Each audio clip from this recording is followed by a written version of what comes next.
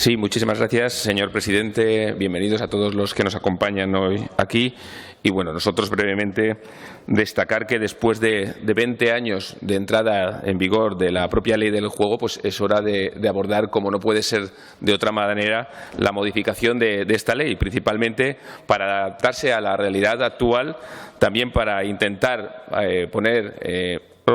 los retos a los que nos afrontamos una vez que hemos pasado esta crisis sanitaria y, en definitiva, para, entre todos los grupos que estamos aquí, hacer la mejor ley posible. El sector del juego, como todos los sectores, que tiene una actividad lícita, legal y que da cobertura también a empleos en nuestra comunidad, pero que también, por otro lado, tiene que afrontar una serie de retos en donde también desde el sector público tenemos que combinar la mejor ley posible. Por un lado, dentro de lo que es una actividad legal, una actividad que es lícita, y por otro lado buscando la protección de aquellos más vulnerables, especialmente los menores, y además con el objetivo de que sea una práctica segura, pero sobre todo responsable.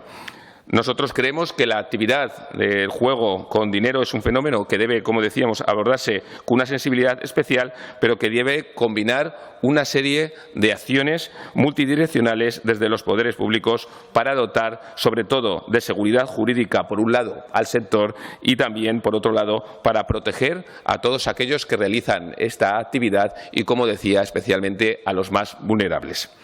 Por tanto, nosotros creemos que es obligación de todos los que estamos aquí abordar la mejor ley posible para que se obre en consecuencia y, por un lado, realizar esa actividad, como decía, de una forma responsable, segura y especialmente para proteger a esos colectivos más vulnerables. Muchas gracias.